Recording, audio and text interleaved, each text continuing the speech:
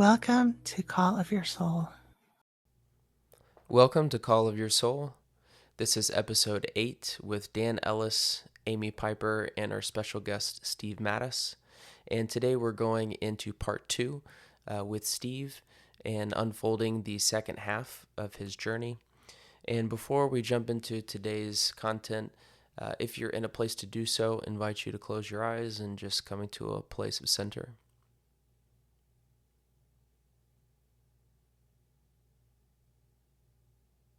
And inviting a deeper breath in.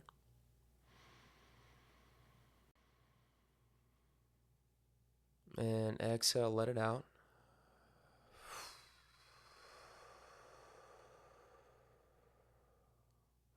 And jumping right back in with Steve.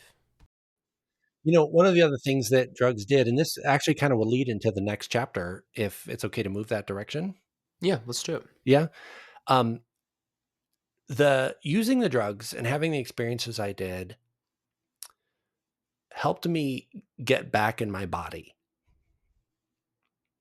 and to experience sensations and feelings again. It's not that I didn't have feelings. I definitely felt, but I was really dissociated from them. Like I had them, but I wasn't really experiencing them very deeply. Yeah, it's like they say, through a glass darkly. I'm experiencing the Yeah, feelings, but right. it's through a glass darkly. Yes, yes. Yeah.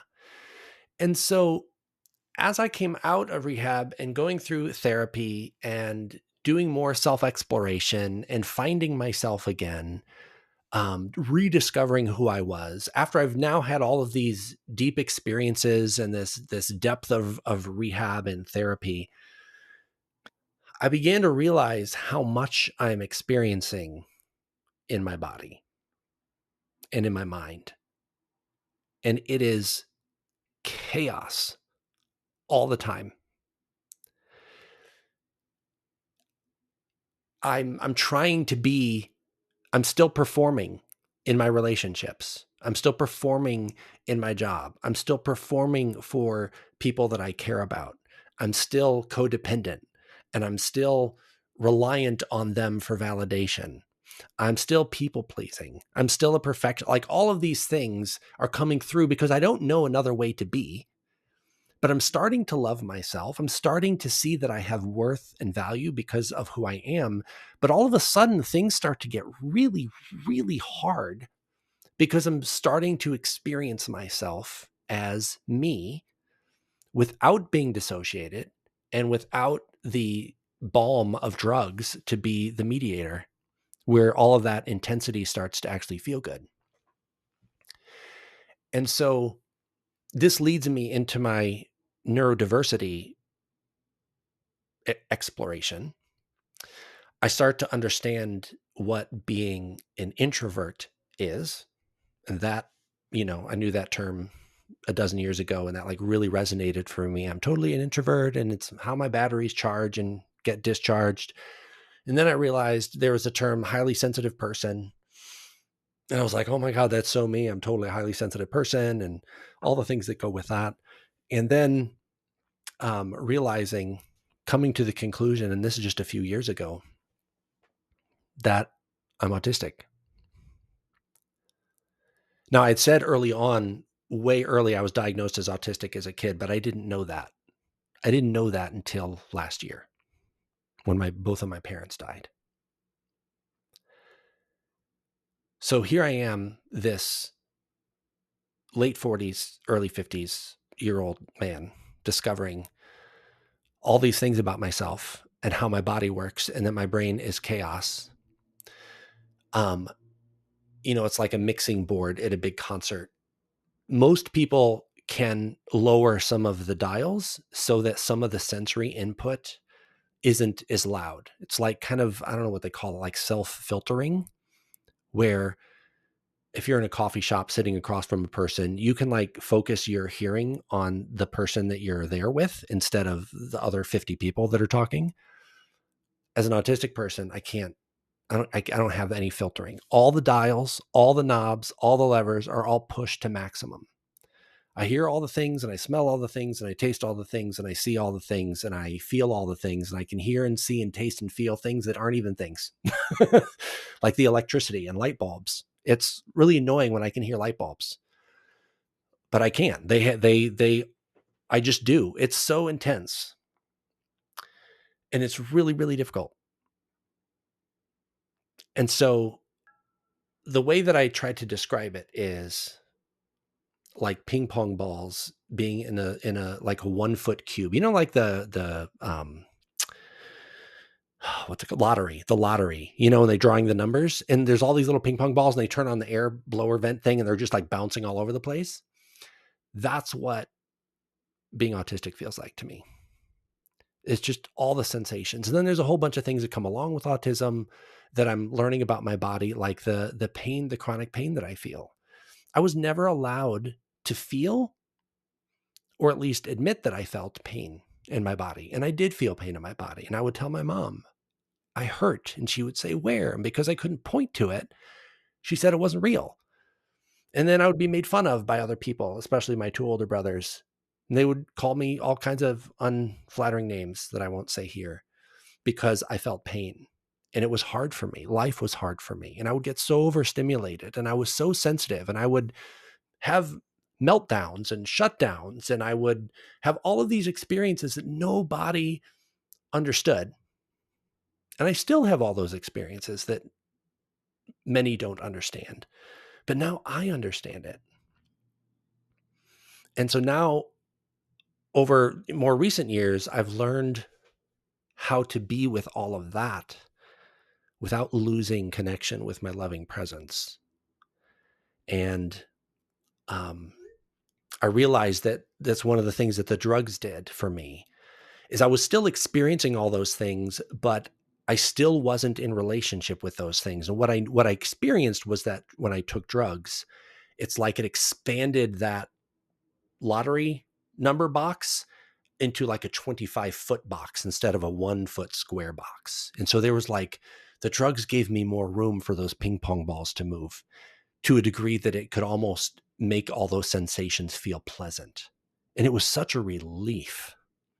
So that was another difficulty with coming off the drugs, is trying to find a way, like, what do I do with this chaos that's in my body? Oh, and I'm still in that process. I'm still coming into relationship with myself. I think I always will be because it's really, really intense. My experience of life is very, very intense. So you didn't actually know that you had an autism diagnosis until, within the last 6 or 7 years? Yes. Wow. So what was Yes. that like? Because I'm sure you had heard the word and the term. So what was that like when you actually found out that, since, probably you were 4 years old, this, that you had Yeah. had this diagnosis, but just, it was withheld from you? Yeah. It was, a lot of stuff came up for me. Number one was, of course, anger. Like, I was like, just aghast that my parents would withhold that information from me. Yeah. Like, I, I can't make sense of it. I don't know how a parent can learn something. And, and I get it. This is one of the curses that I have, is that I can understand people's perspective even when I vehemently disagree with it. I get it. They didn't want me to have the label. But more importantly, I think it's important to say, and I think it's fair to say, I can't say I know this, but I think it's fair to say, more importantly, they didn't want to have the label Yeah. This was more of about having the them. child, Yeah. right? Yes, 100%, which is why I went in the ABA therapy. They wanted to erase that from me, Yeah. which is why they never told me, because if they told me and I latched onto it, then I wouldn't let it go. And then I would ask questions and I would, like, whatever, seek support, all those things. And instead, they just taught me that I was wrong and my behavior was wrong and I needed to perform like a quote unquote normal person. Yeah. And so lots of anger. And of course, my parents had just recently died. And the reason that I found out was another family member that had just never thought to bring it up. It was only because I mentioned it in a blog post. And they were like, "Oh yeah, your parents mentioned something about that as a kid." But because I appear very neurotypical, it's called masking. Again, it's like the formal autistic name for what happens when you go to ABA therapy. Masking is putting on a mask. It's a costume of a neurotypical person, a person that doesn't have all the things that I do, that acts the way most people act. And it's harmful. It's exhausting to be masking all the time. And because I've had to mask my entire life since such a young age, thank you, parents, it's hard for me to understand even what is a mask and what is actually authentic Steve, Mm. because I've been masked my whole life. So that's another part of this exploration that I'm now doing in my 50s, is understanding what is masking Steve and what is authentic Steve. And it's sometimes hard to tell the difference. What are some of the things that you're looking for that can help you discern the difference between the mask and the authentic Steve? Yeah, there is, and I'm still discovering, so this is just kind of a partially informed answer. There is this sense that happens usually after the situation is over and I'm back into my own space by myself where I can relax. And I even mask when I'm by myself, by the way. Like, it's such a part of who I am. I notice myself masking all the time in my own home. But usually if I'm masking in relationship with other people, it's not until that situation is over and I come home and I realize how exhausted I am, which that level of exhaustion doesn't quite match the experience. And so that brings up the question, why am I so exhausted? And then I look back and I realize, oh my God, like I can feel, one of the things that I do is like I hold my face in a very pleasant manner. My eyebrows are, if somebody else is talking, my eyebrows are raised because that's what I was taught to do. My eyes are open. I'm nodding my head. Remember, I'm a bobblehead doll, and I'll nod my head, and I pull my cheeks, my eyes back, my jaw back with just a slight pleasant smile, and all that tension is in the back of my head. And it's like frozen there because that's the position that my face was put in ABA therapy, and it still happens to me. I talked to Amy Bear about this a few weeks ago in one of the times we were talking, and like I'm learning to like relax my face, but when if I relax my face, my natural look looks like I'm very disinterested in what you're talking about. And can I ask, is that an expression of what you're really feeling? Or is that, because I think it's a really interesting point for people to hear. Sometimes just because a person, especially an autistic person, doesn't appear interested, doesn't necessarily always mean that that's the case, Yeah. which is tough for a person to understand, but I think it's important for us to realize. Yes. Yes, 100%. And for an autistic person, very often it actually does mean that they're bored stiff. Because we have hyper focus and oh, my brain, special interests, and we're interested in those things especially. And when we're not able to talk about those things, or you're not talking about those things, it is very easy for us to not be very interested in them.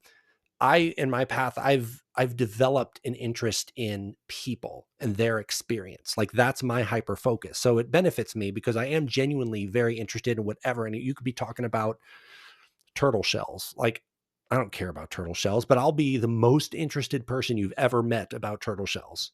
And I will come up with 1,000 questions about turtle shells because I'm interested, not necessarily in turtle shells, but your experience with turtle shells and why they mean so much to you. And like, I'm so present with you in that.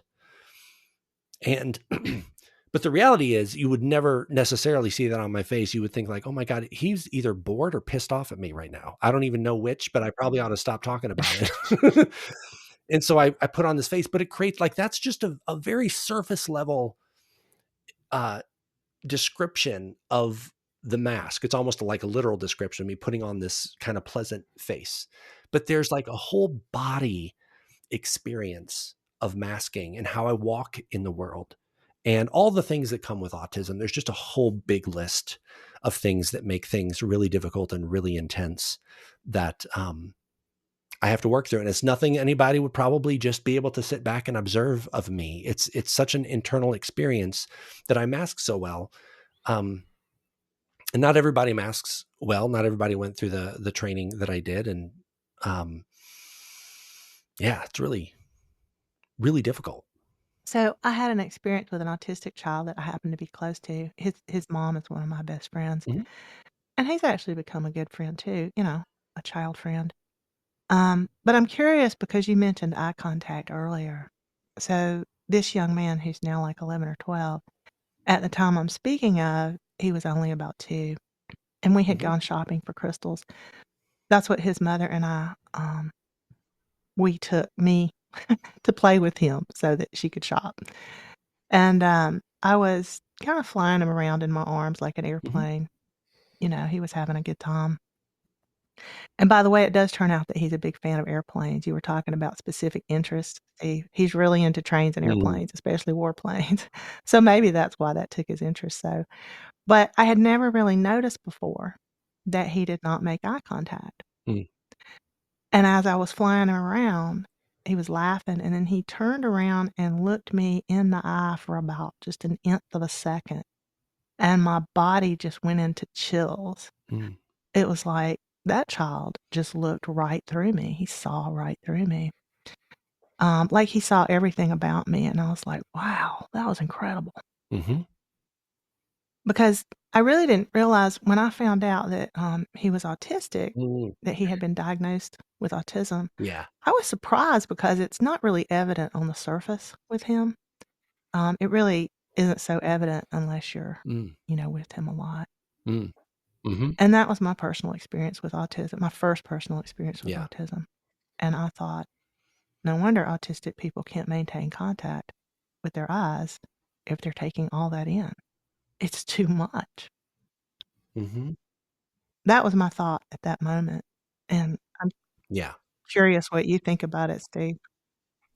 Yeah, that's my experience too. It's just adds an intensity. I mean, this is why looking in your lover's eyes is so amazing. Like, it's an intense experience, and because we don't have those filters to, like, look at the eyes, but, like, not go 100% of the way in, like and again, I don't wanna speak for all autistic people because as the saying goes, "You meet one autistic person, you've met one autistic person." Like, our experiences are different. But, generally, for me, the experience was it was so intense. And so, I went through in my ABA training that I had to learn not to be so intense because if you tell me to look at someone in the eye and I don't get to honor my internal discomfort, I will pierce your soul. And that makes people really uncomfortable. So that's not okay either because I won't look away and I won't blink and like I will stare you down because there's not a lot of gray area a lot of times for an autistic person. We have to like learn that. And that's all rehearsed. When I am talking to someone still to this day, it is I went to a physical, a doctor's appointment a year or so ago, and it was the first time I was sharing with them that I was autistic. And she was talking to me and I was rehearsing in my head. What I heard was not her what she was saying as my doctor. What I heard was my voice saying, "Okay, now look up and look at her eyes. Okay, now look away. Now look at the floor, but don't look away too long. Now look at her eyes again, but don't like just stare at her. Okay, now look at her face and then turn away, but don't look at any other things or don't try to look at her computer. Oh, have you been looking away too long?" Like this was my self-talk and this went on for like 10 minutes. And I finally had to stop her and say, "I'm sorry. Can I not look at you?" And I literally asked her that question. Autistic people can be very direct too sometimes. Um, "Can I not look at you?" And thankfully, because I'd already shared that I was autistic, she totally understood what I was talking about. But I'm like, "Can you say what you already said?" Because I didn't hear a word of it because I was trying to manage my eye contact. Yeah, and I just wanted to offer this may not be a typical experience, but when this happened with my, child friend, I felt deeply honored that this two-year-old was willing to look at me that way. Yes. I was like, Yes. "Wow, that's incredible." Yes. And maybe some of my feeling somewhat comfortable and honored by that is because I've done a lot of, Yeah. you know, Mhm. insight, internal work of looking into myself, so maybe I'm a little more comfortable than, with being seen than maybe someone else might be. Yeah. I was just honored that he actually looked at me because there was some reason why he felt safe enough Right. and Right. interested enough to breach that challenging Yeah. area and let himself be overwhelmed by that experience. Yeah. Again, I can't speak on behalf of all autistic people, but for me, um, I long to look at people in the eye. Like those moments, again, I can't speak for him either, but those moments that we can make contact in a way it's so intimate for us, and it's so overstimulating for me. Um, we long. I think I longed to. I wished that I could, and it not be so difficult because it is such a beautiful thing. And so for me, those moments that I can look at somebody's eyes and it not be a rehearsed thing is really, really, really special. So I'm glad you had that experience. I hope it was the same for him. I actually have a similar experience even to this day, and I actually, since my childhood, have had some autistic traits. Although, and maybe Mhm. maybe I'm on the spectrum, and my parents never told me that's possible. Um, but even to this day, I even notice when I'm listening to someone, and especially if what they're telling me Mhm. has an emotional charge, I will avoid Mhm. making eye contact with them because the level of energy and sensation is overwhelming. So if I'm actually Mhm. gonna be able to process what they're saying, I literally have to look Mm. away. Otherwise, there's Mm. between the content of what they're saying mentally and what I would take in between their eyes and their body language, I wouldn't be able to take it all in and actually Yeah. listen to their words. So I actually notice it's a Right. strategy I have to do for myself. And so like Mm. actually Mm. do have a felt experience of what that's like, and it's extremely challenging. 'Cause it's very and Yeah. it takes a lot of discernment and sort of discipline and practice to, be able to sort of have a cognitive filter and a choice of what all data you're gonna take in because it's essentially infinite, of what all is Yeah. out there that you could take in when someone's sharing with you. And, I kinda notice sometimes, I can feel someone sort of, like, trying to, like, extract the eye contact from you. And there's Mm. times where I Mhm. just literally make a point where I just won't because I'm actually trying to listen to what they're saying, um, especially if it's got a Right. charge to it that I also don't wanna take on. So I've learned from talking with people who are familiar with autism that highly sensitive people and autistic people have a lot of characteristics in common, especially that we're both taking in a lot of information, Mhm. specifically kind of subtle information that not everybody might take in. Um, and I mean, everybody's different anyway. Yeah. Like you've been saying, Steve, every autistic person has a different set of characteristics and personality and so forth. And that's also true for highly sensitive people. So there's a Mhm. lot that is Yeah. similar between those two, sets of people, and a lot that's different as well. I mean, these are labels, right? I mean, the labels have a value because they help us understand something about who we are or maybe who someone else is and how we can help ourselves or Yeah. connect with another person better. But labels can also kind of end Right. up being Right. destructive or not helpful Yeah. in some other ways. So, to take it back to where you were, Steve, in terms of talking about love, there's still the shared beingness. It's an interesting place to traverse. Yeah. Yeah. Yeah. There is. There is a shared beingness.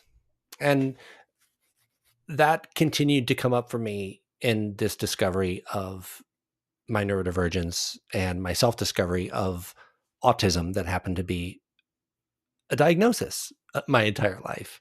And as I continued on with that exploration, I got exposed to a spiritual path called Sufism. It's the mystical branch of Islam. I just wanted to share that. It's been a really important part of my life. I'm not a Sufi. I want to make that clear, but I followed it enough that I got a Sufi name. My Sufi name is Abdul Majid, and the reason I was attracted to the Sufi path is that Sufism is really all about love. And as you know, that just is what I'm all about. It's this relentless and unyielding desire to be in union with divine love. And there's a lot of things about it that really resonated for me, and there's some pieces of it that really don't.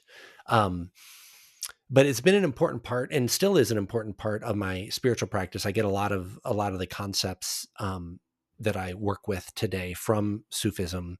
There's ideas from the poet Rumi that are very popular, that are kind of I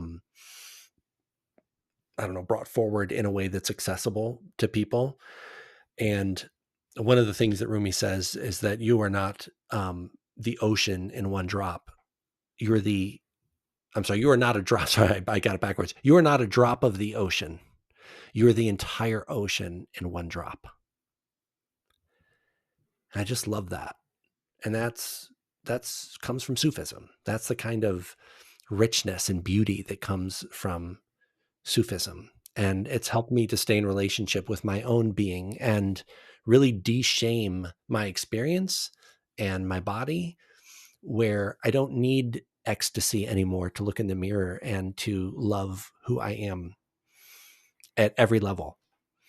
I genuinely see me as the whole ocean in a drop today. And I'm so grateful. What would you say is like some of the main tenets or features that you took from Sufism and that you've sort of extracted into your work today? Yeah. So one of the, excuse me, one of the practices that I still do every morning is called remembrance. And it's kind of like a meditative practice. I kind of make every spiritual practice my own. So I don't want to say that I'm doing the Sufi practice of remembrance, but I'm doing something associated with that. Um, it's connecting with um, the divine. I think that the divine is love, right? The scripture again, back at the beginning, God is love. Love is the divine. Love is what I am. I am not the totality of the divine, but I am the whole ocean in a drop, the ocean signifying the divine. That is our shared being. We all share that. You share that. Dan, Amy Bear, you share that. That's what we share together. That's what brings life. And so remembrance is a practice of remembering and literally remembering, rejoining or becoming a member again of the love. And sometimes we need to stop our lives. We need to stop and breathe and sit quietly in order to find our way back there, to get out of the chaos. And especially because my mind and my body are always in chaos. Sometimes I do have to like intentionally stop to get back there. So remembrance is one of those. Part of what I do as a part of that is chanting with divine qualities. There are 99 divine qualities from the Islamic tradition that are really, really, So, which are called the 99 names of the one love. yeah, yeah. And so those qualities are beautiful and amazing, and they're all these deep facets of love and how it can be expressed. And that's just beautiful to review all of those and chant those names. One of the things I really love the Arabic language. I don't speak Arabic. I studied it for a while, but it's really hard. And it's really hard to get my brain around it. So I don't know Arabic, but one of the things I appreciate about these divine names is that they are in Arabic. And while I know what they mean, when I'm chanting in Arabic, I'm not getting hung up on the meaning. I'm allowing the transmission of the sound to do its work. And that might sound like really kind of out there, but it like gets my brain out of the way, and yet it gives my brain something to do, which is the moving my tongue and lips in order to vocalize the name. And that somehow is really helpful. Like I don't have to get stuck on making the meaning. My consciousness knows what the meaning is, and I can keep my tongue and throat and lips busy saying the name, and it just lets the energy of it kind of fill my heart, which is really lovely. And then a couple other real quick things. I learned about uh, about surrender, what surrender is from Sufism. That's been really, really important. along with sovereignty. Sovereignty isn't a Sufi term. I don't think surrender is either, but I learned what they were through Sufism. This whole idea of unity of being, of shared being. I was, it's not, again, unique to Sufism, but that's where I really kind of tasted it for the first time. Sincerity, the willingness to face the truth regardless of the consequences. I learned that concept, and it's really powerful in my life. And also, a term that I don't hear talked about a lot is qana'a, which is an Arabic word for contentment. And that's something that I realize my heart is, and body and Mm. mind are, I've walked with for years now. And it's really, really powerful. And it's very, I think, anathema to our capitalistic society that is anything but content ever. Like, this goes to the phrase, if you're not growing, you're dying. That doesn't give any room for contentment, And so those are just a few of the high level things. There's like a Yeah. gazillion different principles and teachings there, but those are some of them. One of the things that was beautiful to me in brief flirtation, I guess, what I learned from Sufism was that, and this is becoming a really important basic tenet to me, is that sovereignty involves capacity or ability combined with humility. And without humility, you do not have sovereignty. Yeah. And that's a really important piece to me. Yes. And I think it's just so important. It's a quality that's important to me and myself and in other people. So I just want to offer how much I love it. Humility and ability Yes. are two parts to sovereignty. Yeah. Yeah. Beautiful. 100%. And I'll just add to that. Again, I don't want to get too off track here, but the way I define humility is being right sized. And that feels really important to me. Humility was used as a weapon against me when I was Jehovah's Witness, and it was used by some other Sufi folks as well. And we can sometimes think about humility as just the opposite of pride. Like you have to lower yourself, or you have to be small, or you have to be meek, or any of those words. And the reason I say right sized is because I think we all generally agree that, yeah, don't puff yourself up too big, right? Like that's humility. But I also think humility is not shrinking down yourself too small. Humility is being Hmm. right sized, I agree 100%. right? And I know that one of the things that was taught to me, I remember saying, I'm very good at my work. Hmm. I'm very good at my Hmm. profession, my calling. And the person that I was speaking to said, there's a tremendous amount of humility in that. Yes. And I thought, well, that's really interesting because usually in our culture, we wouldn't say that. But I can feel it to be true because it's not about my ego self having some kind Yeah. of brilliance. Right. This is a gift that's been given to me and that comes through me. Yeah. And it's just true. I'm good at my calling and I don't feel superior to anyone because of it. It's just who I am and what comes through. Yeah. So I understand what you're saying, Steve, and I agree. I think that's a really important concept, that Right. humility not be used to brutalize people emotionally, or the idea of humility. Beautiful.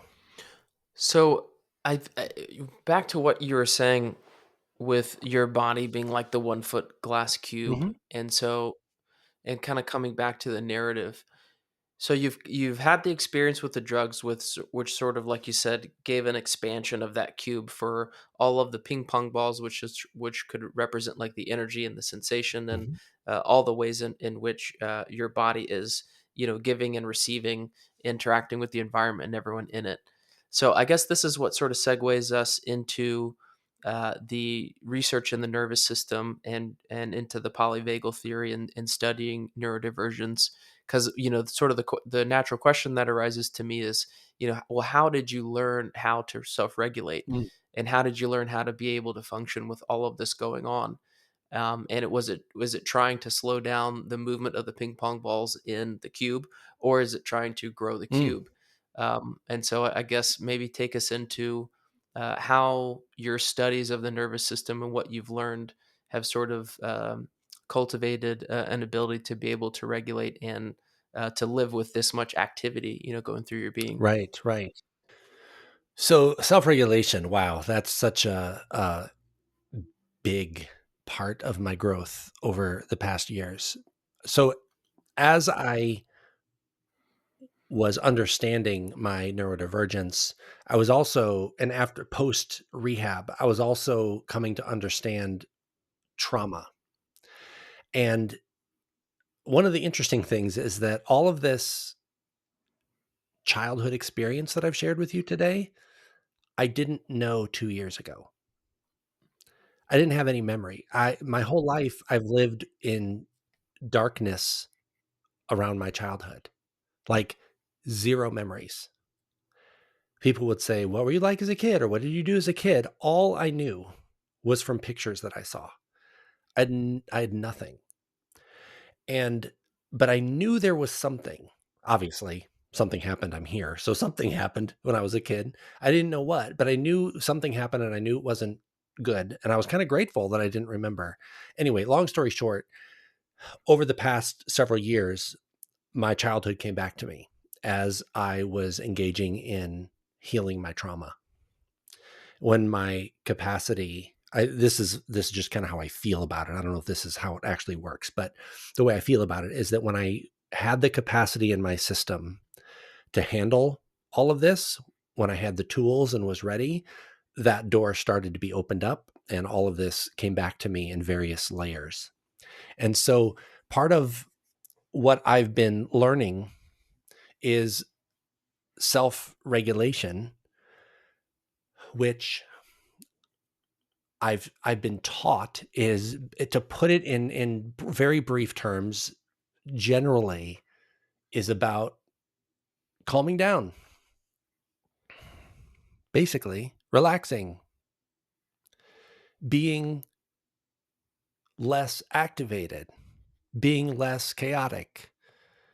Regulation was about learning how to get away from all of the tempest of my inner world and back to the place of, being okay. And I think the question was, can you ask the question again, Dan? I'm sorry. I want to make sure I'm getting to the question. I'm not sure I was pointing there. Yeah, no, you're pointing there. So it's, like one of the questions, part of the question was you've got the way you described it, you have this 1 foot glass cube and Oh, then all right. these ping pong balls, yeah, blowing in. And so it's like, how did you learn to be able to work within that framework? And was it a matter of, learning how to grow your cube, or was it a matter of learning how to regulate and dilute the level of activity in the ping pong balls? And without the use of drugs, it's like, how are you able to do that on your own? Right. Okay. Thank you so much for restating that. So helpful. Yeah. So as I was learning how to heal from my trauma through all kinds of different modalities, some which were presented to me, some which I created on my own. A lot of it in hindsight looked like me trying to grab the ping pong balls and sit them down, put them in place, which kind of makes me giggle when I think about it. You can imagine reaching into a lottery machine and like taking one of the ping pong balls and like stay on the bottom. Like, good luck. Yeah. It's not even like natural, right? Like there's chaos, there's all of this stuff going on. And so it's trying to manage a lot. And I think a lot of times it's what we're doing and what we're taught to do is we're trying to manage all of the ping pong balls. And it's exhausting. And so what I have discovered, and I'll share how in just a minute, is that there's actually two things that we can do. If you have a control on the blower that is blowing the ping pong balls, you can learn how to modulate that. And for neurotypical people, I think they have a brain. I'm not neurotypical, so that's why I say I think. I believe that they have a brain that has a module of how strong that blower goes, and you can work with that. I don't have that module. My autistic brain and body it's set on high, that fan, and there's no switch. There's not even an off switch. So it's just going to blow all the time. So my only other choice is to enlarge the glass box. That has been really, really hard. So early in my trauma healing, I learned about the nervous system and how critical the nervous system is in the way our body works.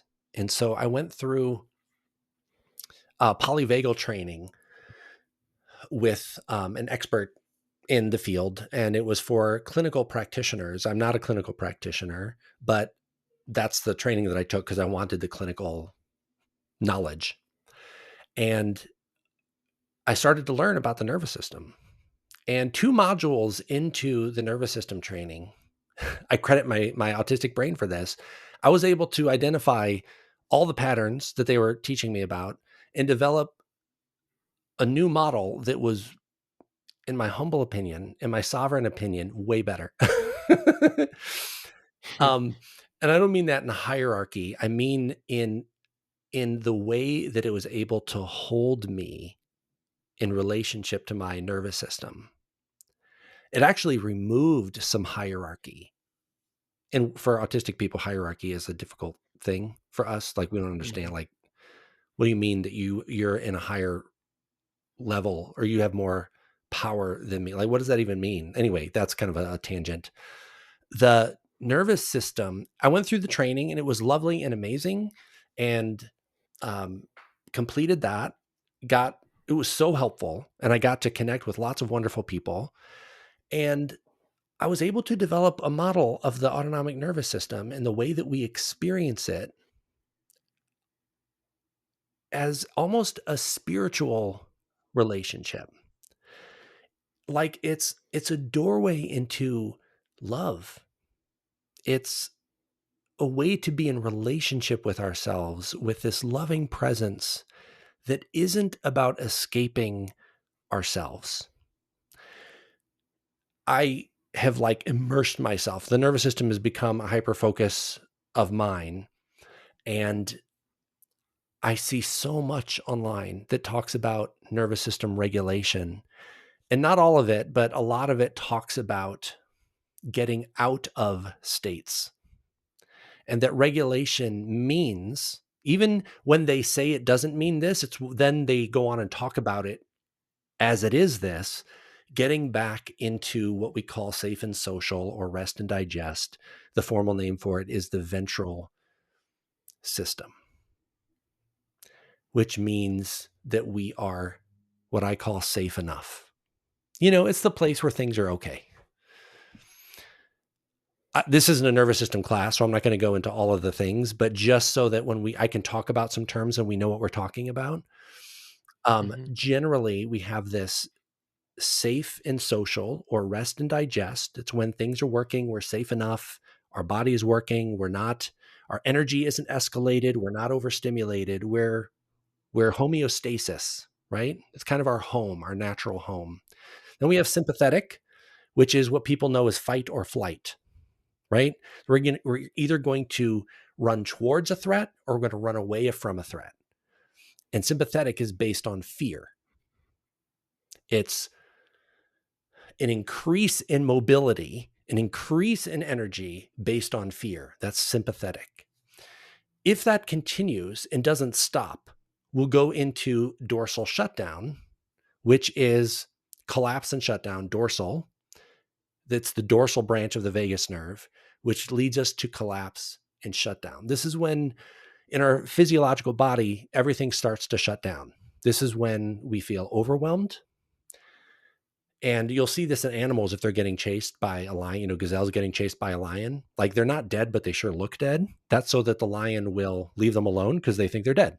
Oh, I killed it, so I don't have to, like, keep biting it, right? That's dorsal shutdown. The whole body basically shuts down except vital organs. And that happens to us in a lot of different ways, right? That's dorsal. So most nervous system training is about getting out of sympathetic and dorsal and getting back to this safe and social, rest and digest, homeostasis. Okay. That doesn't sound bad, right? Like, who doesn't want to be there? Yeah. And they define that as regulation. But here's what this is how the universe works. The universe stays in homeostasis. The universe stays in harmony. If one thing is super active over here, there is balance somewhere in the universe. That's how nature works. Things, they might feel like they get off balance for a little bit, but they're always moving back towards balance, always. And our nervous system is the same.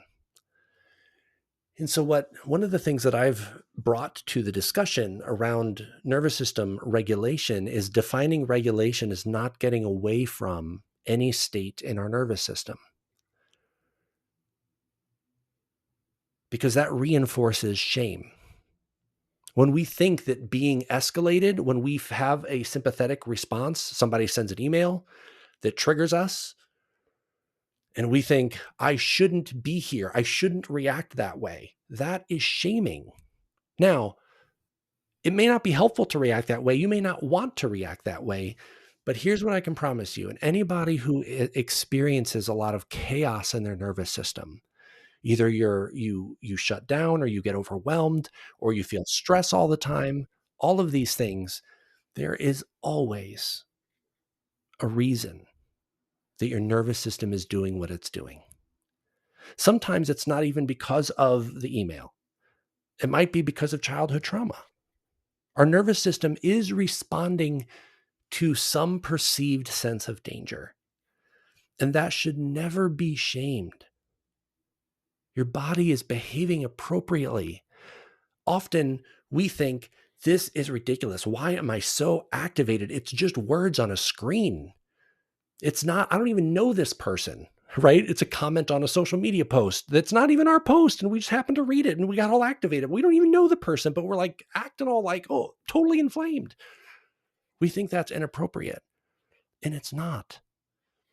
And so regulation, the way that I teach it, is about being with your state, bringing loving presence to the state, which is, if we think back, it's what we've always longed for in all the times we've ever been in sympathetic. Obviously, if there's an actual threat, we need to get away from the threat. That's actually what's going on. However, what we want in support of that is always a loving presence. If we're shutting down, or we're overwhelmed, overstimulated, it's too much, what we long for is loving presence. And if we can bring loving presence to whatever state we're in, the state naturally shifts. So instead of managing all the ping pong balls, we simply bring a loving space, which I'm metaphorically insinuating is the larger container. We bring a loving container. The balls might be still moving, but they've got more room to move from the love. And then they naturally, we don't have to turn down the fan, because they naturally can settle, because the wind can't get to them as fiercely. And it's all from the love. Your nervous system will naturally go back. We don't have to manage it back. Now, nervous systems can be what we call dysregulated, meaning that they don't come back naturally, right? We get stuck in these different ways. That doesn't mean that that's okay either. Like, oh, we can just stay in a sympathetic state for the rest of our life and just love ourselves as that. We're not saying that. What we're saying is that sometimes we get stuck because of trauma. That can be for a whole variety of different reasons. But love is always the answer. And sometimes we need tools and we need techniques, but we bring them with love to the state without trying to change it. I'm telling you, anytime we are trying to force or manage or control ourselves out of a state, we actually reinforce the cycle of that state through resistance. And when we approach it from this place of loving presence, and we simply allow ourselves to bring that to the state that we're in, instead of trying to yank it out of that state, it changes. And we bring loving tools to it so that it can learn how to settle naturally, because it wants to. It probably just doesn't know its way back. We just have to show it the way back. It's very, very different. And so there's all kinds of different beautiful spiritual qualities that are involved in the way that I teach the nervous system. And it's very aligned. It's still scientifically aligned with polyvagal theory. I'm not saying the nervous system works a way that the nervous system doesn't work. It's science-based, it's polyvagal theory-based, but it's presented in a way that matches the way that we experience it. And it includes concepts like sovereignty, surrender, and self-containment as gateways and bridges into regulation, which are really, really beautiful and really, really powerful. Yeah. Because what I could imagine would happen, especially with, younger people who have a different level of patience than someone who's gone through as much life as you have. Mm-hmm. And, so they're thinking, okay, well, I'm in this dorsal state, my sympathetic nervous system, I feel the fight or flight, all the blood's rushing to my limbs. And then, okay, so I realize I bring in the loving presence. So like, what's the relationship with time? Because then I could see someone saying, oh, well, I did it. I brought in the loving presence, but it didn't shift, like with the expectation thinking it's going to change immediately. Right. But I imagine sometimes, depending on the nature of the stimulus and how deeply seated what's being triggered is coming up, this could still take quite some time before that shift starts to naturally occur. Yes. Yeah. Everything you just said, 100%. 100%. So beautifully said, beautifully asked. The little bit that I'll add to what you said is that, yes, it can take time. Sometimes it shifts quickly. Sometimes it takes a long time. Sometimes we have to continue to show up with love. And as one of my favorite people on the planet said, ain't nobody got time for that. Like, it's who has time to sit with our nervous system and be lovingly attentive to it when it won't stop, right? We've got stuff to do. And so there's compassion for that too. We got to bring love to that too, the hurried way. And this is where techniques and practices are very helpful, because sometimes the reality is that we do need to move on. We do need to move forward. We do have stuff to do. I've got to get the report done, right? I've got to meet the client. And so there are tools and techniques that can help us to continue forward without harming our nervous system further, without reinforcing the pattern, but learning how to kind of set it aside or push pause while we move forward until we have some more space to come back to. But it becomes a practice of learning how to do this. And as we continue practicing in this way, being with, as we're able, these experiences, it's not that we don't go into sympathetic or dorsal anymore. It's that we know how to be with those states, and those states last, I was going to say less longer, but there's the shorter, I guess, the less time. I don't know why I can't find that word, but they don't last as long. That's what I was looking for. And often they are less intense, because our system is learning over time how to bring an appropriate level of sympathetic or dorsal to the situation instead of going so extreme, which has been necessary to get us to stop. I know in my own experience, I've gone into severe depressions and dorsal shutdowns as my body, my spirit trying to get me to just stop, because otherwise I won't. So I go into collapse as a tool. My body's trying to support me and it looks like it's in my way. And so if I don't bring loving presence to it, then I'm fighting my body and I'm out of alignment. Like, how can I be a loving presence? How can I be okay with the body that I'm inhabiting if I'm saying my body is wrong? It doesn't mean we don't get sick and we don't need to, do all those things, because our bodies are physical objects and they get sick, right? Anyway, there's like all this nuance to it that I always tend to go into. But to get back to it, you said it exactly right. It can take time. But this is where, like, there's a gazillion tools and techniques out on the internet for regulating your nervous system. And as much as I hate to say it, there's a whole bunch of people that talk about how to reset your vagus nerve. Please don't believe that. You don't reset anything. Your vagus nerve isn't reset. If there was a reset button, we would just push reset, and like then we would be fine. But you don't reset anything. All it does is it helps you get past what's directly in your way. And it's important that use a tool, use a technique, use a practice to help you move forward, but don't believe that that tool or technique or practice is the solution to changing and healing and nourishing your nervous system. One other state of the nervous system, and this is something that we go into with different types of yoga practices, which are more restorative, like restorative or yin, or especially yoga nidra, Mm-hmm. is the parasympathetic nervous state, where our activity really comes down and it's very nourishing. Mm-hmm. So I just wonder, what role does that play within the context of understanding our nervous system and self-regulation and finding a sense of balance? Yeah. So the autonomic nervous system is made of the sympathetic branch and the parasympathetic branch. And they used to believe that it was like a seesaw. Either you were in parasympathetic or sympathetic. And it just would go back and forth, one or the other. What they realized through polyvagal theory is that the parasympathetic branch of the nervous system actually has two branches: the ventral vagal branch and the dorsal vagal branch. Ventral just means the front side, and vagal just means, I'm sorry, the dorsal just means Dorsal the means back the side, back. right?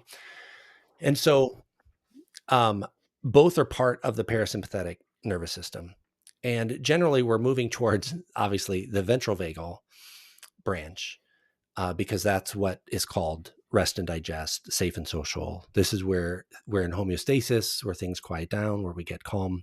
And so I think that's what you're referring to, right? Yeah, that's interesting. So I didn't realize that the parasympathetic was split between the dorsal and ventral, and so the dorsal is still basically a a stress response, even Yes. even within the parasympathetic. That's interesting. Okay. Yeah. And, the way that I view it is that, we often talk about, um, obviously, sympathetic as a stress response. And what is often new information is that the dorsal vagal is also stress response. But what is even newer information that the only person I know that says it like this is me, is that ventral is also a stress response. The nervous system is all a stress response. It's just how our body reacts to the stress or the absence thereof. But they're all reflective of our stress patterns. They're all related to stress and how stress shows up in the body. And when there is less stress, when there's less threat, when there's less fear, when there's less activation, less stimulation, it's easier to get back into this ventral vagal state where it feels better, right? But the truth is, and nobody talks about this, this is my own experience, and nobody's been able to say anything against it yet. And I'm open to it. I could totally be wrong, but there is no such thing as a ventral only experience, Yeah. right? Because if we were ventral only, our hearts would stop beating. Sympathetic would take over. Or if there was only ventral, like sympathetic is what makes our heart beat. Ventral is the regulating force on our heart that stops it from exploding in our chest. The ventral branch is what says how hard we should put the brakes on because we're calm, there's no threat, or we should take the brakes off and go full sympathetic because we got to run or fight. So, Steve, how does this relate to the flow state? Like, for example, when I'm talking to clients, I often speak of, like Michael Jordan. He's out on the court and, he's working hard. Yeah. He's in a high activity state, but he's in a flow state, which I think of as a somewhat ventral state. So I think we've all experienced that state of just kind of Mm-hmm. being on. We're in the flow. We're very focused. So, with the Michael Jordan example, everything he shoots goes into the hoop when he's in that state of being. Right. Right. No matter what he does, it just can't seem to go wrong. So I'm curious, how does this kind of thing relate to what you're talking about, Steve? Yeah, beautiful question. It's one of the beauties of the actual infinity autonomic nervous system experiencing model that I created. I actually believe that flow is actually a combination. It's a blended state of ventral, sympathetic, and dorsal. I think your whole system is turned on, and not in an overstimulated way. You have safety, right? You have connection. You're deeply connected to yourself, to your client, and to the divine, or to your higher self, or to this loving presence, right? You also have sympathetic mobilizing energy, right? But it's functional. It's not protective. It's functional. It's what I call functional sympathetic. You can use that energy in service to the client so that you can talk and you can engage and you can listen and all those kinds of things. And then you also have dorsal. Now, we talk about dorsal as being the shutdown and collapse, but in a blended state, it has qualities of stillness and calm, which you also have, which is beautiful because you have this stimulation, this mobilization from sympathetic, but also this beautiful, amazing stillness that you're bringing with it, right? And this beautiful connection. And so it's actually a blended state of all three in a healthy way that really works. That's the flow state.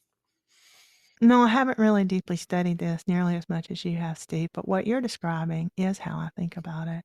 Mm-hmm. And I wonder, as I'm listening, I wonder how much I got from you without realizing it. I actually might have heard you talk about this enough that I picked it up without knowing it. So that's kind Yeah. of funny. And I think it's probably true. I probably just absorbed a lot of it. Right. Yeah. I do talk about it a lot. And Steve, I have a question because Mm-hmm. what I have found to be the best tool to teach someone who is sort of new or to people that are in the context of yoga to be able to Yes. self-regulate is coming back to the breath, Right. like how we start the podcast. And the breath is so fascinating because, like with the flow state, it sort of has a blend of the different branches of our nervous system. Mm-hmm. The breath is also both autonomic, right? It can happen without us thinking about it, but Mm-hmm. it's also somatic in that we can change it and alter it and then use the ratios of the inhale versus the exhale to bring that level of activity up or down. So Yes. I just wonder what, in your work and your findings with the nervous system, what have you discovered in with relationship to the breath? Yeah. From my perspective, uh, the breath is life. Everything starts with a breath. Everything ends with a breath. And everything in between is accompanied by a breath. So the breath is absolutely fundamental to our being. And everything that you described, Dan, is just spot on. It gives us a somatic way to be in relationship with our entire nervous system.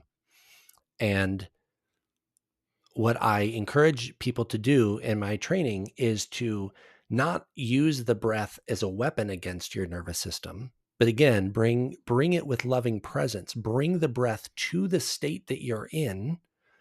Doesn't mean that if you're in sympathetic state to match your breath with the sympathetic state, fast and rapid and shallow. But if you're going to bring in a slower breath, don't do it to try to battle your sympathetic state. Do it to say, sympathetic state, I see you. I'm going to bring this loving breath to you and do with it what you will. And just see what happens without fighting, without trying to escape your sympathetic state. Just bring the breath to it. So it's not always that we change the practice. Even it's the way we bring the practice to it without the commitment. Because even if we bring in, I mean, we do this all the time. I still do it all the time. Like, I don't want to be in sympathetic. Like, this is like painful or unhelpful, or I really got to calm down. And that's totally okay. I'm not meaning to shame anybody because I do the same thing. Like, sometimes we just need to move, and the breath can be an amazing tool just to shift us so that we can move forward. Totally, totally okay. And I'm talking about like the deepest level of work so that we can use the breath as a tool of love throughout our day, that we never stop using our breath throughout the day.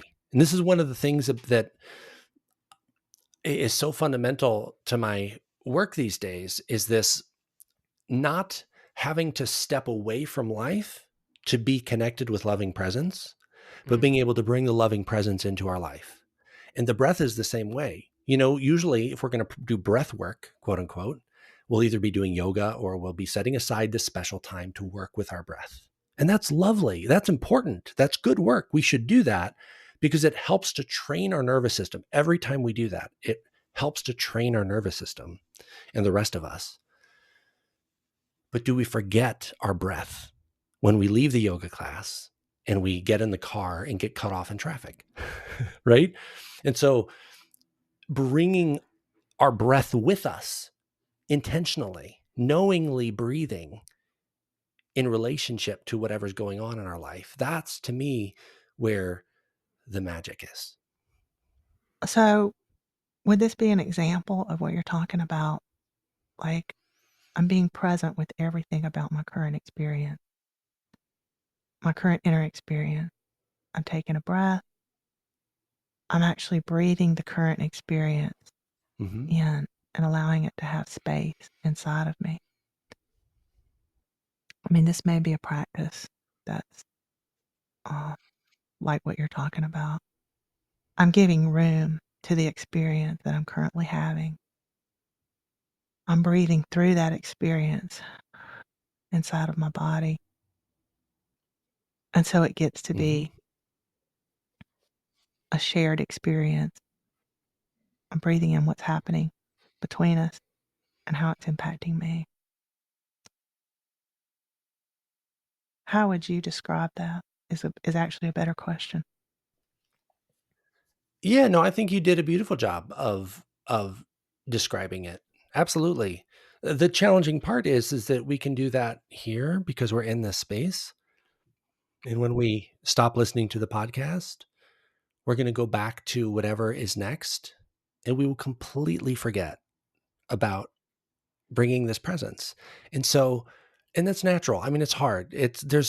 We are, there's so much input in our life. It's not that the loving presence, our shared being, fades away, is that it just get veiled by the content of our experience. It's why normally when we ask to somebody like connect with your heart, the first thing they'll do is close their eyes. We got to turn off that input, right? We just do that naturally because the eyes are such a potent form of content, Mm. of receiving content. They're receptors, our eyes. They kind of seem like they look out and they are reaching out, but they're actually just receptors. It's all coming in. And the first thing we'll do is close our eyes because it shuts off that. It gives us a chance to like, okay, so I'm going to cut out half of the distraction. If there's noise, I don't know about you, but sometimes I'll like be looking for a parking space when I used to have a car and drive. And if I had the radio up, in order to find the parking space, I would have to like turn the radio down. You ever do that? Yeah. It's like, oh, so like I need to turn down those inputs so that I can concentrate. And like, unfortunately, autistic people, at least my experience is like, I can't do that in my brain, which makes it really hard. And that's maybe why I've gotten better. I've had to learn how to bring this loving presence, even when all the volume dials are turned to 10. So as soon as we're done with the podcast and we turn back, the I hate to use the word solution, but this is really just about remembering all the time, over and over and over again. Sufis do this, Sufi dervishes where they twirl. Yeah. That's a metaphor for how we turn towards the love and then away from the love. And we remember the love and we turn away and we forget the love. And it's back and forth. And we end up just twirling and twirling and twirling as a metaphor for our life. And what I am trying to help support people in doing is bring the love into the experience. And it's hard to remember. It's hard to remember. I don't remember all the time. But what I am experiencing is that more often than not nowadays, when I sit at my computer and I have to do my email, or when I take my dog for a walk around the block and there's people wanting to talk to me that I may not want to talk to because I'm overstimulated. How do I bring the loving presence into that moment when I'm putting away the dishes in the dishwasher. In moments like that, where maybe you're doing one thing that's not important, like doing the dishes or wiping down the counter or something, try to remember in those instances where there's not a whole lot of other things pulling your attention, and try to wipe the counter down or put the dishes away from loving presence. It may sound really weird, but if you can bring that intention, all you're doing is you are in the nervous system, or what's the word? It's not neurobiology, neuroscience. That's the one. In neuroscience, they say, neurons that fire together wire together.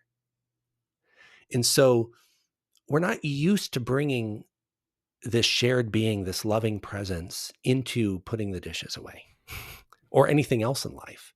We usually step away from it to do yoga or meditation or remembrance or some other practice in order to touch into that again. And so, but then we're not building those.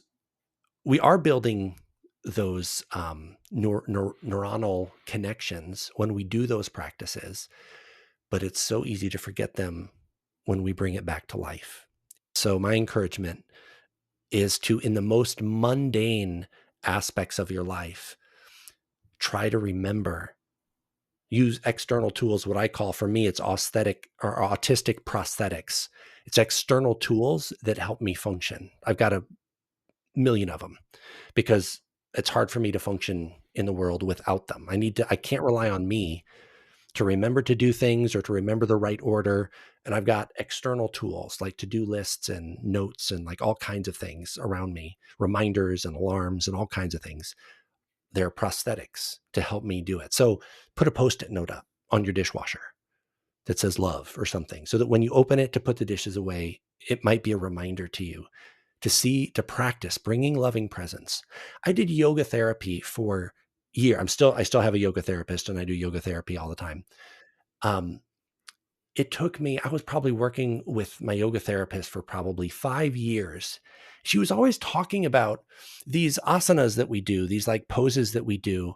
They're always very gentle and amazing. And it took me like 5 years. And the reason I'm talking about doing dishes, because that was the thing. When I went to put a dish up on a shelf and I raised my arm and went on my tiptoes, it hit me one day like, oh my God, this is like a pose I did, an asana I did in my yoga therapy. And I remembered to breathe in that moment, to inhale, to stretch, and to not lock my knees. And it changed everything in that moment for me. It took me 5 years to get it.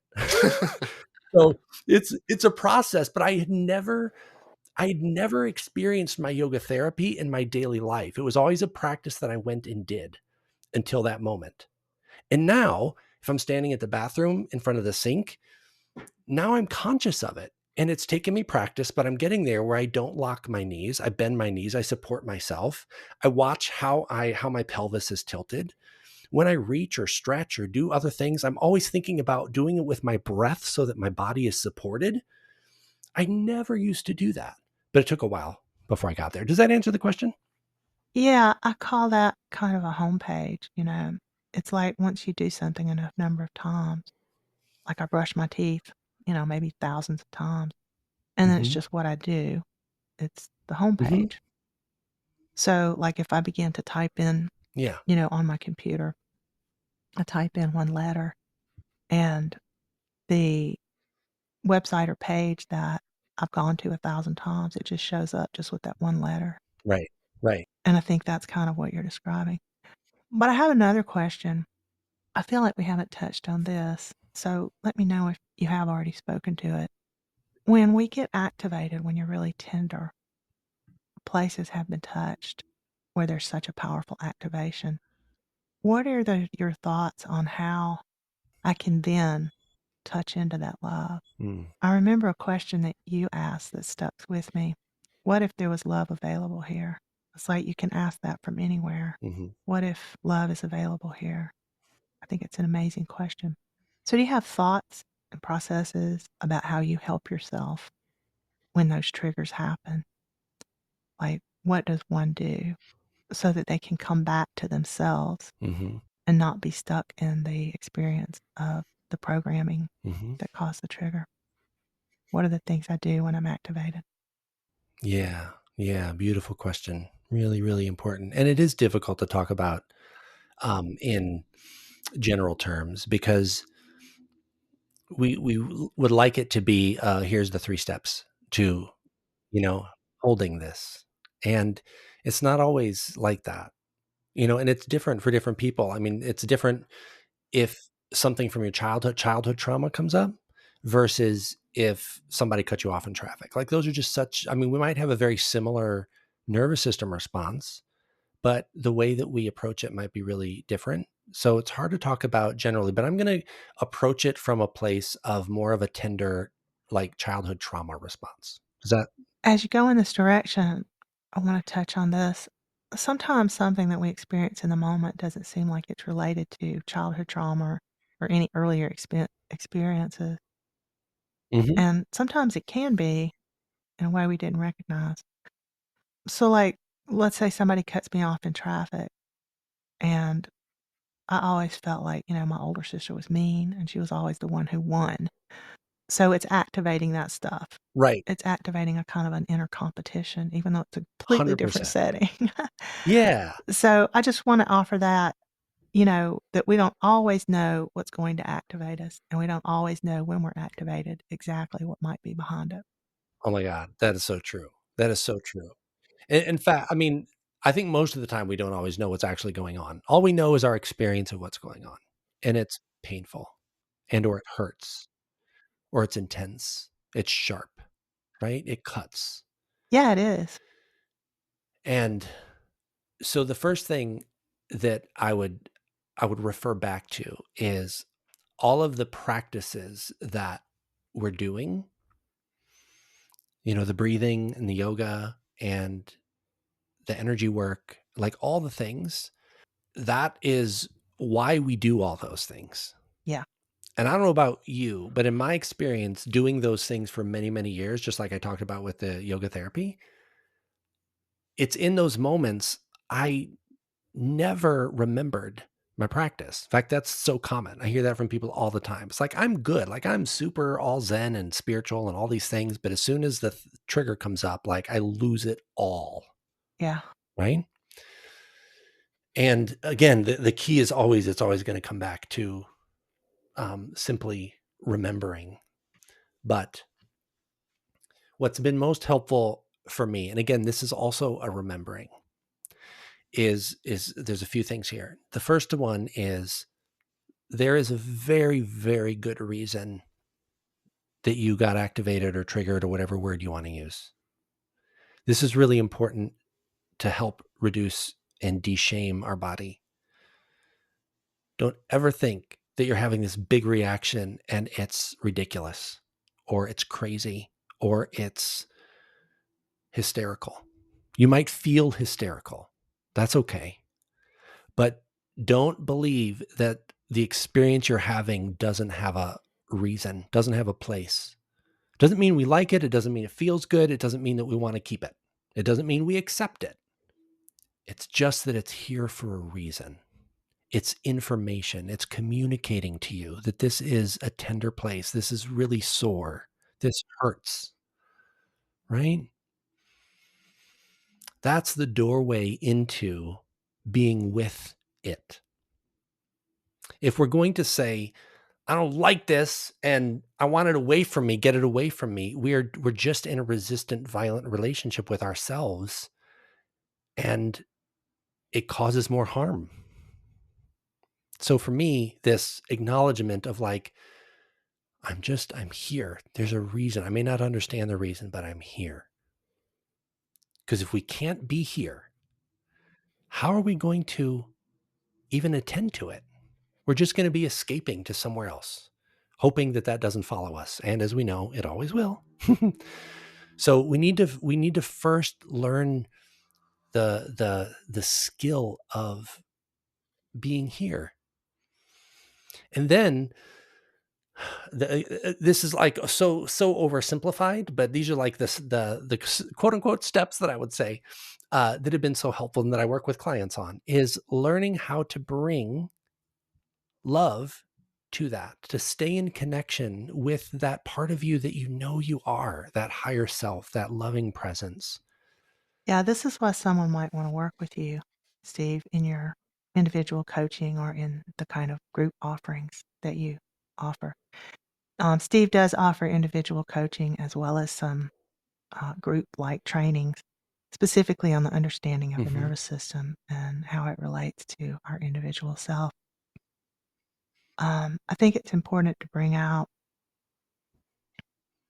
that when Mm-hmm.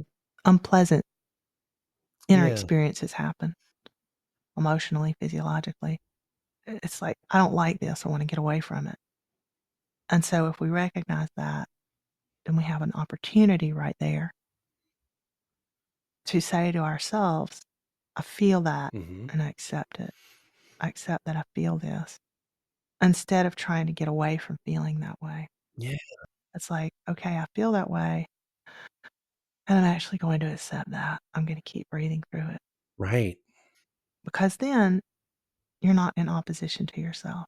You're not fighting Yes. yourself. You're giving yourself space Yes. to be exactly as you are in that moment. Exactly. Exactly. It's loving presence with whatever arises. There's room for it. If it comes up in you, there's room for it. Doesn't mean we act on it, right? We can have some really dark things come up in us, right? That doesn't mean we act on it, but it means that it can be held in our being, Yeah. in our awareness. If we're aware of it, we can hold it. And that's usually what we do is when things come up is we immediately react to it trying to get away from it or fight it. Yeah. And the healing comes in from being able to be with it. Again, not to accept it. I hear so much stuff about, learn to accept. I don't know about you, but to me, acceptance feels like it's okay. And a lot of times, nothing about my experience is okay right now. Well, not only that, but sometimes when Right? people say be with it, it can be kind of a re-traumatizing experience because we're not being taught how to be with it differently. Mm. Yeah, It's like it we can need to be. be with it in a bigger place. Like you said, in a bigger space, not the same box. Right. And Right. if we're just trying to be with it in the same way that we were when we experienced it, Yeah. that can just be re-traumatizing. It's not beneficial. It was one of the things that troubled me a lot early in my experience of trying to heal from trauma. People kept saying, be with it. And I kept trying to be with it in the same way. Right. And that was not wise. It did not create healing at all. Yes. Yes. Great It point. just wasn't a good idea. Great point. So, Steve, you're offering a new way to be with it in which you have presence in a sacred space, you have holding, Yeah. and that's just completely different. And I'm not, full and fair disclosure, I'm not a therapist. I'm not trained as a therapist. I'm not a psychiatrist or psychologist or anything like that. Um, if you have trauma, severe trauma, or any kind of trauma, like I'm not a trauma therapist. I can't, I'm not authorized to like officially support you in that. Right. So I recommend getting help from a licensed practitioner on those things. Um, how do you know when you're ready for this? If you are if you bring loving presence to your trauma and you notice yourself getting re-traumatized, you might need some more supportive structure before you're ready. A lot of times what therapy does is it simply gives you some tools and a framework to lean into, which I can also help people with. I'm just not licensed to do it and I'm not a therapist. So I just need to make that super, super clear. But there's lots of tools and techniques and different things that we can do to kind of help give us a structure. A lot of my um, deepest growth hasn't come from therapy.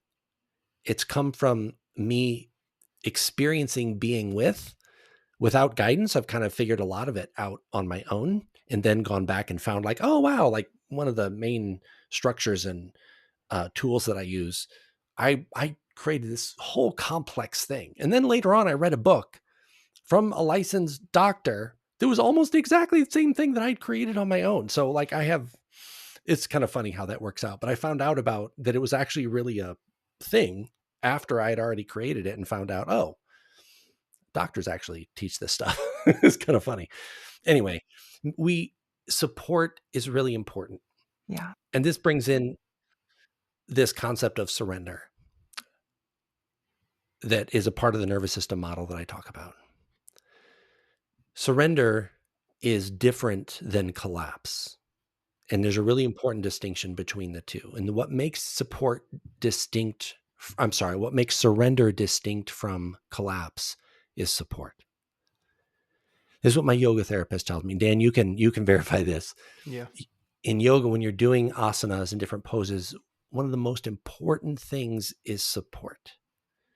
If the body isn't supported properly, it either at best just reinforces unhealthy habits and unhealthy postures and reinforces those, but at worst can actually do a lot of harm because if your body's not supported, you're pushing yourself beyond your capacity, and that's when things snap or break or twist or whatever. Is that true, Dan? Oh, Yeah. 100%. And you always build the pose from the ground up. Yes. So what's the relationship of your feet to the floor and then your legs to your hips, Hmm. etc.? Yeah. Yeah. Because when you have that support, you can do lots of different things. So we just need to make sure that we're supported and that we're not, our inclination is to move fast. One of the other things I learned from yoga is that I tend to she says, okay, move this way. And I'm like, I'll wrench my whole body that way. And she's like, no, no, no. It's not about going fast or far. It's about moving in a way where we feel supported and not quite getting to the point where we don't feel supported, like not tipping over that line to not even getting to that line. It's very and it's slow. Well, and on the psychological level, there's a way of when we don't understand surrender, we can be like, I'm going to surrender no matter what. Right. Like, Right. I'm Exactly. going to surrender, which is, your fists are clenched and, it's the opposite of surrender, right? Right. But when Yes. we don't Yes. know what to surrender to, then we don't have the supports to surrender into. So we are using our willfulness to say, I'm going to surrender because I'm supposed to, Right. but I don't really know what to surrender Yes. into. I don't know how to do that in a way that is beneficial for me. Right. And I think that's a really important point, especially in our culture, because we're so will oriented. And I think will is a really important thing. Yeah. But willingness Yes. is equally important. Yes. And the distinction between those two, it requires some thought and Hmm. some attention to understand that. Yeah. Yeah, and the with the relationship to agency, right? Is like are you surrender and losing your sovereignty and agency? Yeah, I think Steve touched on that with the first step of the 12 steps earlier, that for him it was a loss of contact with agency. For some people, that might be different. But for Steve, he read it and experienced it as a loss of contact with his own agency. Yeah. And the way I teach surrender is twofold. It's this support, and the other aspect is trust. And so to just piggyback on what you all had said, if we're going to surrender, we need to know what support we have and lean into that support consciously, knowingly. And also, what do we trust in? And oftentimes, is that you? And oftentimes the answer is no, I don't trust myself. And this is where we have therapists and other supportive professionals like you and Dan, Amy and Dan, to lean into because I can trust you. I don't give my agency to you, but I can trust you. I can lean into you until I can establish that trust in myself. And that's a distinction between certain kinds of counseling and therapy. The kind of counseling that I know I offer is to help people lean into their own agency and discover what their agency is and get in contact with it, Yes. come to understand more about their own values and, you know, how they want to be in the world, how they want to align. Yeah. And some people have a different kind of therapy. I think they're probably both useful, but they're different. I'm not sure how you would Mhm. describe your offerings, Dan and Steve, but that's how I would describe mine to help people find their agency. Like when they're not feeling personal agency in a particular area, or perhaps not as much as they want to. And so I'm going to help you find that agency. Right. Yeah, I would definitely describe my work that way. It's not meant to create dependency. It's meant to create support. and independence, or interdependence is probably a better. And sometimes people aren't ready to get in touch with their agency yet. They need to be supported in a different way first for a period of time Right. Right. before they're actually ready to do that. Yes. And I want to acknowledge that that's true sometimes. That's just true. You're not quite ready. Yeah. And there are reasons why that happens. Yeah. And It's like with everything. It's a process. and we just may have to explore that. But to have the supportive person Yeah. there that can help you understand and grow into that agency instead of creating the dependence and doing that consciously, that's really important. Well, Amy, did you want to pose that last nugget Yeah. question that I love the way that you sort of the metaphor, the way that you posed it about the kernel? You're going to have to remind Um, me, Dan. I don't remember. well, I'll just because I have it in front of me, I'll go ahead and ask it, but just give you full credit for it. So this was when we had our previous discussion. I thought a good question to sort of close the discussion with, and that is, what is the kernel that allows one to be in love rather than in pursuit or running away? Yeah. It's a beautiful question. I don't know that there's just a kernel or the kernel, but what I would say is this question that is really seems so challenging is an invitation inward towards the love, a direct path to taste and touch and experience the love. And that question is simply, who am I? It's so simple. I love things that are so Mm, simple and so powerful. And it can be so hard to answer that question. But if we can be supported in answering that question, sometimes this is where support really comes in to help. Because if the question was easy to answer, and we all ask ourselves that question probably a million times during our lives, like, who am I really? Right? Like if it was a simple answer, like we would just answer it and be that. But it's like the way I would describe it is like if I were to ask you, the listener, or you, Dan, or Amy Bear, to describe the room you're in, you would describe all the things in the room, right? You would describe the cup and the phone and the screen and the keyboard and the microphone and the window and the plant and the frame and the whatever, right? And we would miss the most obvious thing about the room, the thing that is most present in the room, and that's the space. Nobody would talk about the space, but it is the most pervasive thing in the room. mm, And this is the same thing with our loving presence. Our loving presence is so pervasive in our experience, it's so imminent in our experience that we miss it. We look right past it because the content of our experience, all the things, are so enticing, they're so distracting.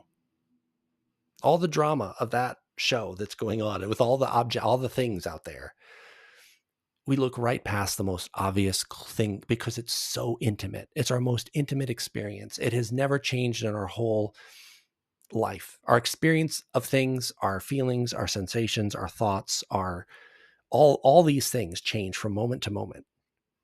But what hasn't changed is your essential being that has witnessed all of them as they've changed over the years.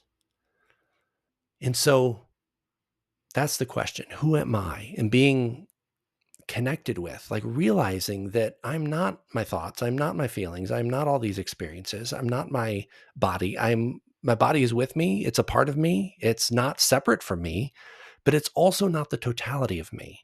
It's not essential to me because there are people that lose parts of their bodies and they are still them. Our feelings change, but we're still us. Our body changes, our cells change over every 5 years. So we can't be only that.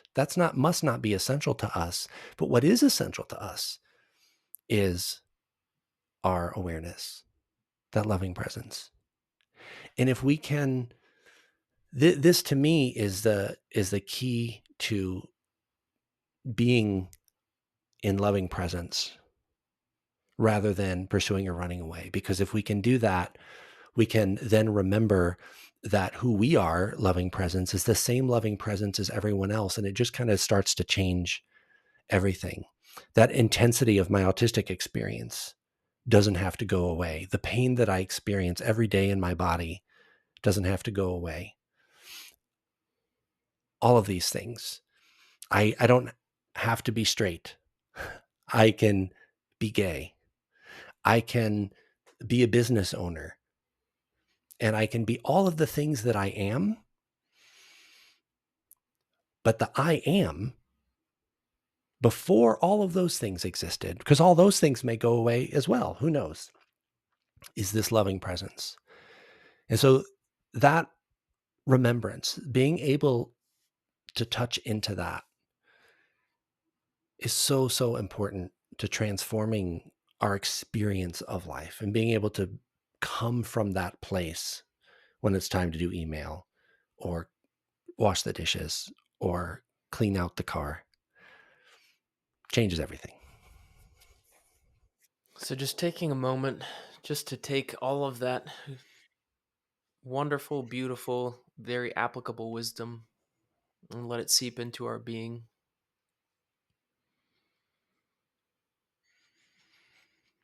And then if you're in a space to do so, I invite you to close your eyes and just attune to your experience. And just a note of expression of gratitude to Steve for being so generous and so forthcoming, sharing your wisdom, sharing your story, sharing the immense struggle and the catharsis that you've undergone throughout this entire process of your very rich over 5 decades here on Earth. And what a gift that has brought to all of us that have been able to hear it and listen, observe, and learn from these very, very set of difficult experiences and circumstances.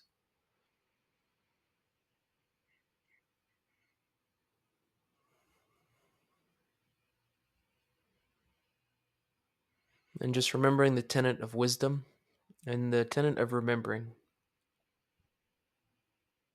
always coming back to our loving presence, which, as Steve mentioned, is ever present, omnipresent.